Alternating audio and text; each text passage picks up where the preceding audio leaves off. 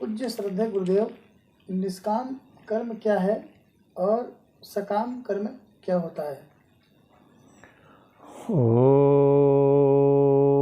नमस्ते निराकार निर्गुण रूपम, नमस्ते शिवम सत्य सुंदर स्वरूपम, नमस्ते अजर यमर भोजदायक, नमस्ते निरंजन निगम नीति नायक, नमस्ते महेश्वर महामोक्षदाता, नमस्ते विभो विश्वव्यापी विधाता, नमस्ते सदा सच्चिदानंद स्वामी, नमस्ते नियंता भवानी नमामि, नमस्ते नियंता भवानी नमामि। देखिए, सकाम कर्म और निष्काम कर्म दोनों शब्द समानतया होते हुए भी अर्थ में व्यापकता लिए हुए अलग अलग होता है। सकाम का मतलब है जो परमार्थिक क्रियाकलाप हो, जिसका आध्यात्मिक दिशा से, आध्यात्मिक उन्नति से संबंध रखने वाला जो भी क्रियाकलाप हो, आत्मोत्थान के लिए, मन शांति के लिए, बौद्धिक स्थिरता के लिए और आत्मोत्थान के लिए जो भी हम क्रियाकलाप करते हैं वो निष्काम के श्रेणी में आता है।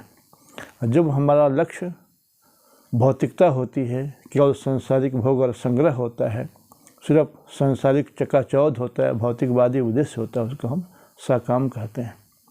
पर बहुत से लोग हैं संसार में जो निष्काम को उद्देश्यहीनता को देते हैं। निष्काम से मतलब उद्देश्यहीनता, पर यह विपरीत अर्थ है, यह अर्थ सार्थक नहीं है, सही नहीं है। क्योंकि अगर सैनिक का उद्देश्य कभी निशाने पर तीर मारना न हो, वार करना न हो, तो लक्ष्य चुक जाता है और वह उद्देश्य में असफल हो जाता है। पर एक व्यक्ति केवल कामनाओं के, इच्छाओं की पूर्ति में ही आसक्त हो जाता है, लिप्त हो जाता है, तो वह अपने उद्देश्य को भूल जाता है। इसीलिए हर व्यक्ति को कुछ भी कार्य करने से पहले लक्ष्य निश्चित होना ही चाहिए। पर यदि हमारा कोई भी क्रियाकलाप इतना निष्क्रिय भी ना हो जाए, इतना उद्देश्यहीन भी ना हो जाए कि हम लक्ष्य को ही भूल जाए। ऊंचा उठें, हर व्यक्ति का उद्देश्य ऊंचा उठना भी चाहिए, पर इतना भी ऊंचा ना उठ जाए कि हमें ज़मीन को ही दिखना बंद हो जाए, ज़मीन का स्तर को ही भूल जाएं, हम अपनी वास्तविकता को ही भूल जाएं।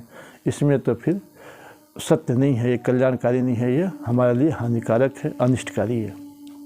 इसलिए अत्यंत निष्काम हो जाना भी समाज के लिए, व्यक्ति के लिए अभिशाप है, और अत्यंत कामनाओं से ग्रसित हो जाना भी अभिशाप है। इसलिए भगवान मनु जी कहते हैं कि यज्ञ है, तप है, ध्यान है, साधना है, स्वाध्याय है, सत्संग है, सुविचार है, ये सब की कामना हर व्यक्ति को करना चाहिए।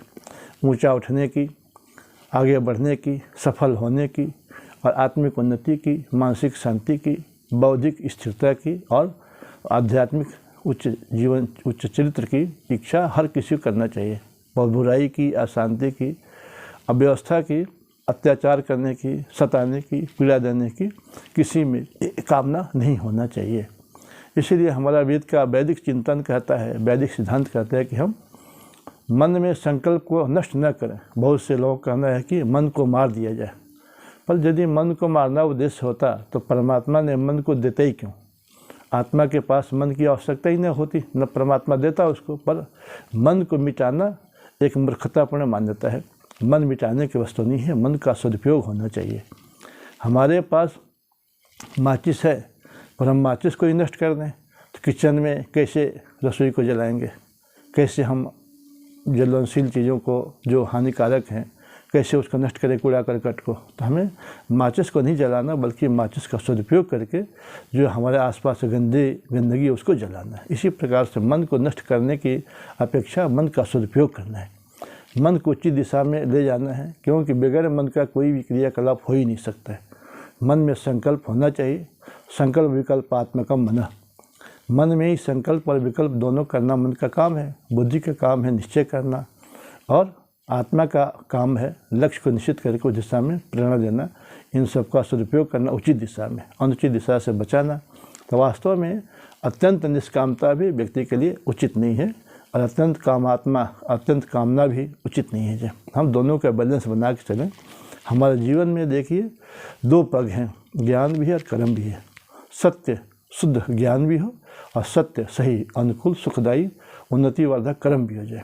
इसलिए हमारे द्वारा जितने भी अच्छे कर्म होते हैं, जितने भी निस्वार्थ कर्म होते हैं, जितने भी फल की अपेक्षा रख करके अनावश्यक कर्म होते उसको न करना ही, उनको छोड़ देना ही, जो हमारे लिए पतनकारी है, दुखदायी है, अशांति को उत्पन्न करने वाला है, उसका ही हम निष्कामता की श्रेणी में रखते हैं।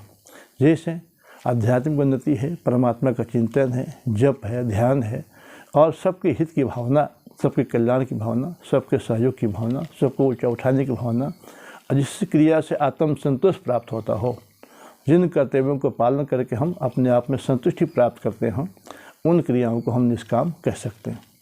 पर जिन अत्याचारों को, बुराइयों को फैलाने में हम निरंतर लगे रहते हैं, दूसरे का चिंतन करते रहते हैं, दूसरे की बुराई सोचते रहते हैं, दूसरे के लिए पतन का कारण बनते रहते हैं, दूसरे के लिए अभिशाप साबित होते रहते हैं, वह सभी के सभी सकामता के अंतर्गत आती है।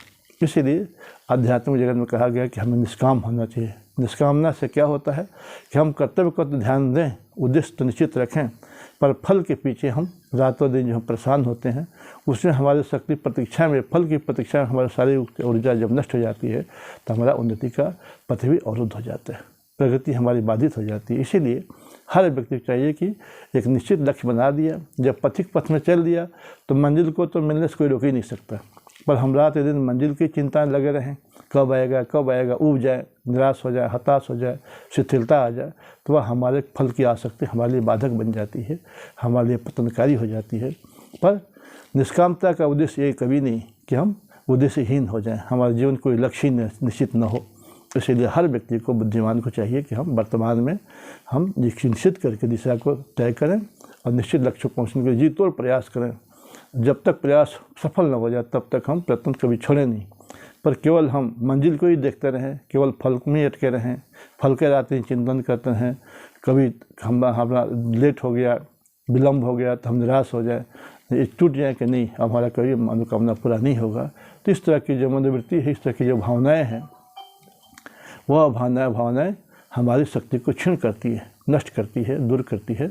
इसीलिए हमें हमेशा प्लानिंग बना करके, योजनाबद्ध होकर के, चरणबद्ध तरीके से मन को उचित दिशा में चलाते हुए, सत्कर्मों का अनुष्ठान करते हुए, जीवन ऊंचा उठते हुए, आगे बढ़ते हुए मंजिल को प्राप्त करने के लिए जो भी निश्चित लक्ष्य बनाए हैं, ईश्वर का लक्ष्य हो, चाहे आत्मिक शांति का लक्ष्य हो, चाहे सांसारिक उन्नति का लक्ष्य हो, या ऊंचे से ऊंचे पद प्रतिष्ठा पाने का लक्ष्य हो, उसमें हमेशा तत्परता के साथ लगे रहकर भी हमें ज़्यादा फल की चिंता में अपनी शक्ति को नहीं गंवाना चाहिए।